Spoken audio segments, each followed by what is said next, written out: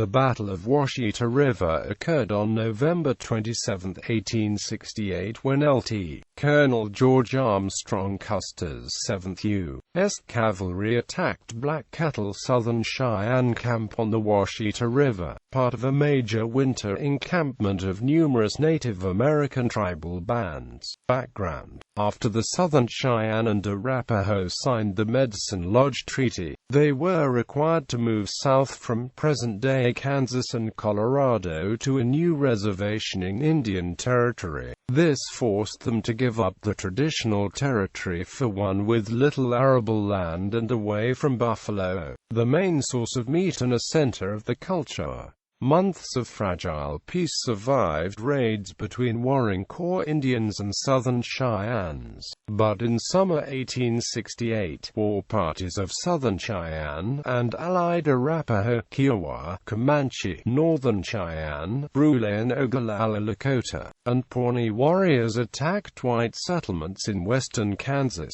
southeast Colorado, and northwest Texas. Among these raids were those along the Solomon and Saline Rivers in Kansas, which began August 10, 1868. The warriors killed at least 15 white settlers, wounded others, and were reported to have raped some women, as well as taking others captive to be adopted into the tribes. On August 19, 1868, Colonel Edward W. Wynkoop, Indian agent for the Cheyenne and Arapaho at Fort Leon, Kansas, interviewed Little Rock, who was a chief in Black Kettle's Cheyenne village. Little Rock told what he had learned about the raids along the Saline and Solomon Rivers. According to Little Rock's account, a war party of about 200 Cheyennes from a camp above the forks of Walnut Creek departed camp intending to go out against the Pawnee. Instead, they raided white settlements along the Saline and Solomon Rivers. Some of the warriors returned to Black Kettle's camp. Little Rock learned from them what took place.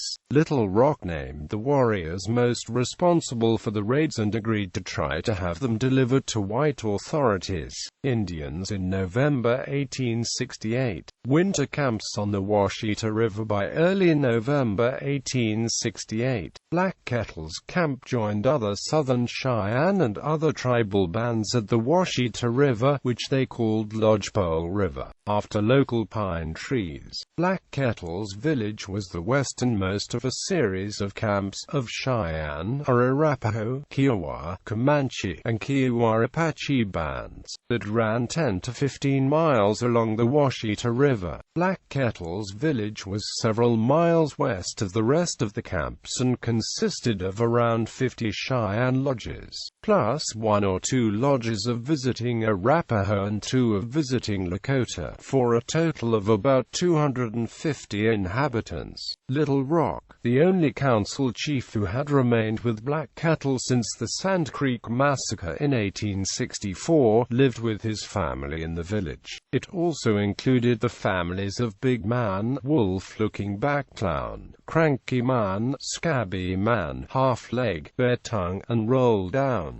Downriver from Black Kettle's camp, the Washita looped northward in a large oxbow. At its northern portion was the Arapaho camp of Little Raven, Big Mouth, Yellow Bear, and Spotted Wolf, a total of about 180 lodges. At the bottom of the loop was a large Southern Cheyenne camp under Medicine Arrows. Followers of Little Robe, Sand Hill, Stone Calf, Old Little Wolf, and Black White Man made up one large village, and nearby was a smaller Cheyenne village consisting of the followers of Old Whirlwind. These 2 Cheyenne villages, together comprising about 129 lodges, were situated along the oxbow southeast of Little Raven's Arapaho camp and west of a small Kiowa camp headed by Kicking Bird. The Kiowa leaders Satanta, Lone Wolf, and Black Eagle had moved the villages to the Fort Cobb area. Downriver were other camps of Comanches and Kiowa Apaches. Overall, a total of about 6,000 Indians were in winter camp along the upper Washita River.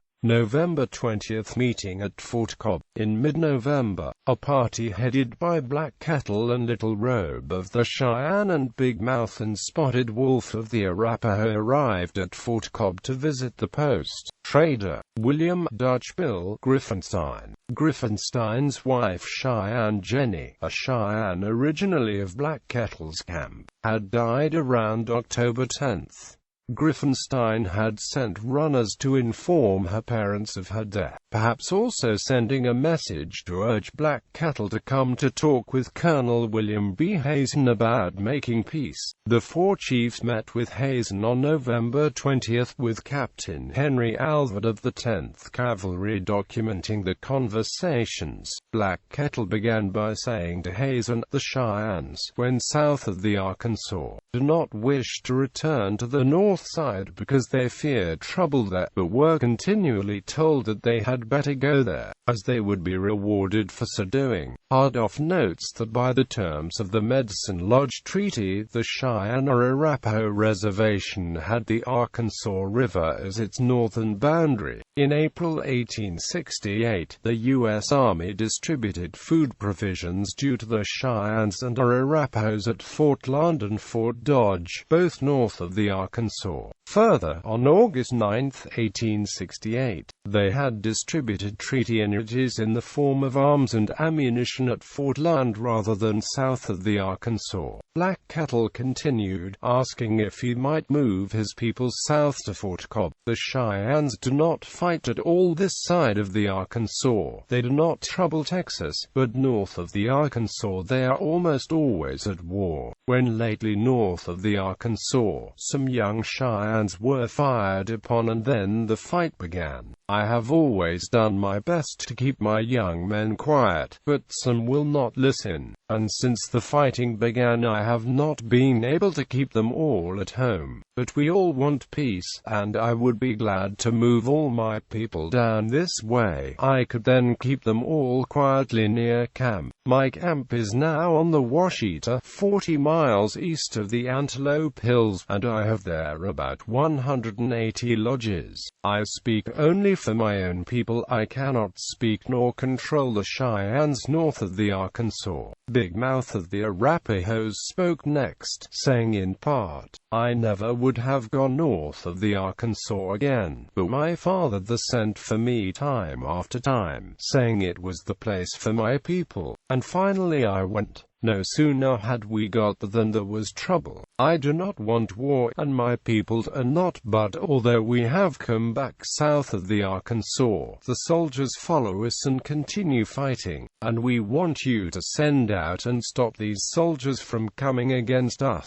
Hazen's October 13 orders from General William Tecumseh Sherman, commander of the Military Division of the Missouri, had charged Hazen with making provision for Indians who wanted to stay out of the war. The order stated if General Philip Sheridan had to invade the reservation to pursue hostile Indians, he needed to spare the well-disposed. Sherman recommended that non-belligerent Indians camp near Fort Cobb. Hazen knew that Sheridan had already declared the Cheyennes and Arapahos to be hostile, meaning they were subject to attack by the U.S. Army. Hazen told the four chiefs he could not make peace with them. He recommended against their coming to Fort Cobb, as the presence would jeopardize the peace of the Kiowas and Comanches already camped there. He told them, "I am sent here as a peace chief. All here is to be peace, but north of the Arkansas is General Sheridan, the great war chief, and I do not control him, and he has all the soldiers who are fighting the Arapahos and Cheyennes. Therefore, you must go back to your country, and if the soldiers come to fight, you must remember they are not from me, but from that great war chief, and with him you must make peace." Reporting to Sherman on November 22, Hazen said, "To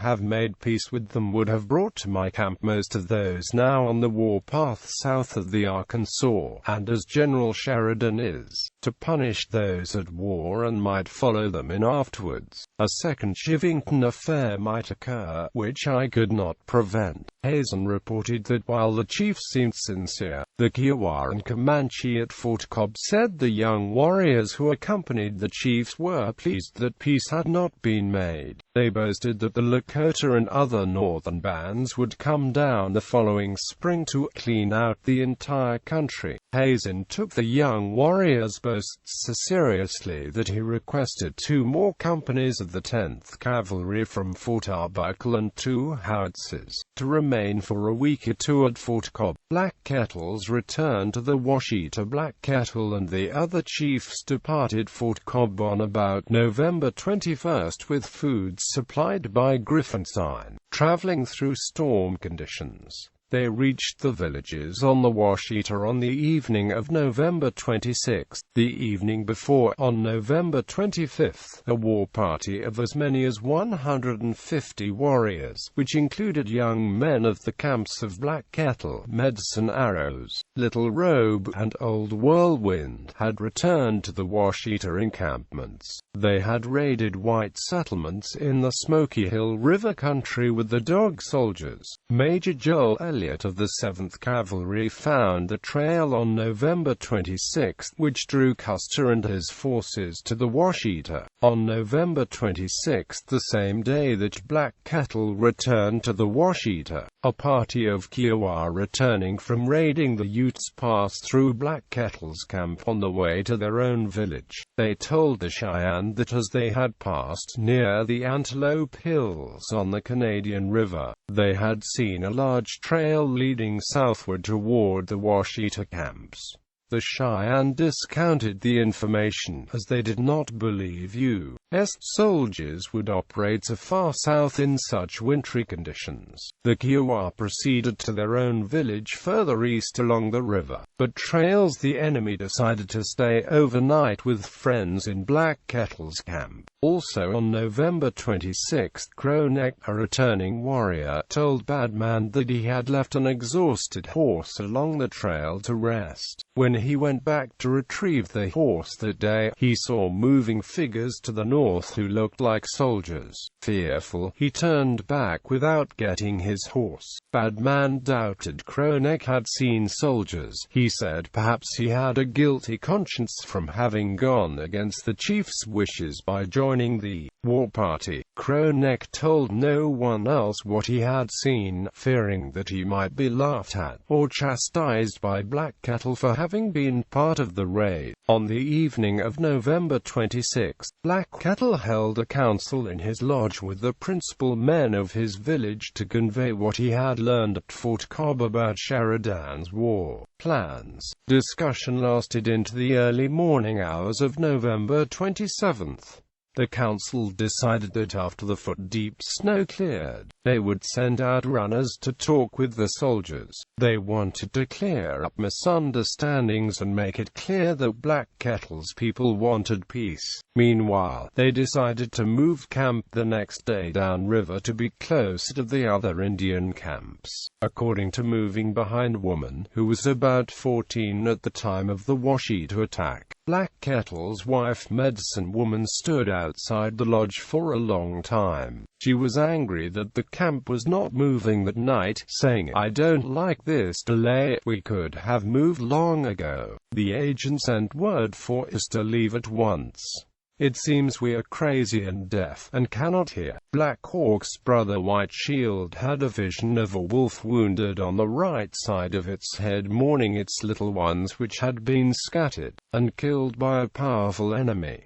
He tried to persuade Black Kettle to move camp immediately, but was unsuccessful. But 5 of Black Kettle's children moved to the camp of Black Kettle's nephew Whirlwind, which was 10 miles downriver. Sheridan's offensive. General Philip Sheridan, in command of the U.S. Army's Department of the Missouri, decided upon a winter campaign against the Cheyenne. While difficult, a winter campaign offered chances for decisive results. If the Indians' shelter, food, and livestock could be destroyed or captured, not only the warriors but the women and children were at the mercy of the army and the elements. they would be forced to surrender. Sheridan planned to have 3 columns converge on the Indian wintering grounds just east of the Texas Panhandle, one from Fort Leon in Colorado, one from Fort Bascom in New Mexico, and one from a supply camp to be established. Lt.Col. George A. Custer led the 7th Cavalry forces against the various bands on the Washita River. The attack. On November 26, 1868, Custer's Osage Scouts located the trail of an Indian war party. Custer's troops followed this trail all day without a break until nightfall, when they rested briefly until there was sufficient moonlight to continue. When they reached Black Kettle's village, Custer divided his force into 4 parts, each moving into position so that at first daylight they could simultaneously converge on the village. At daybreak, as the columns attacked, Double Wolf awoke and fired his gun to alert the village. He was among the first to die in the charge. The Cheyenne warriors hurriedly left the lodges to take cover behind trees and in deep ravines. Custer soon controlled the village, but it took longer to quell all remaining resistance. Black Kettle and his wife, Medicine Woman, were shot in the back and killed while fleeing on a pony. Following the capture of Black Kettle's village, Custer found himself in a precarious position. As the fighting began to subside, he saw large groups of mounted Indians gathering on nearby hilltops and learned that Black Kettle's village was only one of many Indian encampments along the river. Fearing an attack, he ordered some of his men to take defensive positions while the others were to seize the Indians' belongings and horses. They destroyed what they did not want or could not carry, including about 675 ponies and horses. They spared 200 horses to carry prisoners. Near nightfall, fearing the outlying Indians would find and attack his supply train, Custer began marching toward the other encampments. The surrounding Indians retreated, at which point Custer turned around and returned to his supply train. In his first report of the battle to Gen. Sheridan on November 28, 1868, Custer reported that by actual and careful examination after the battle, his men found the bodies of 103 warriors, a figure echoed by Sheridan when he relayed news of the Washita fight to BVT. Marge. Gen. W. A. Nichols the following day. In fact, no count of the dead had been made. The reported number was based on Custer's reports from his officers the day after the attack during the return to Camp Supply, Cheyenne and other Indian estimates of the Indian casualties at the Washita, as well as estimates by Custer's civilian scouts, are much lower. According to a modern account by the United States Army Center of Military History, the 7th Cavalry had 21 officers and men killed and 13 wounded at the Washita.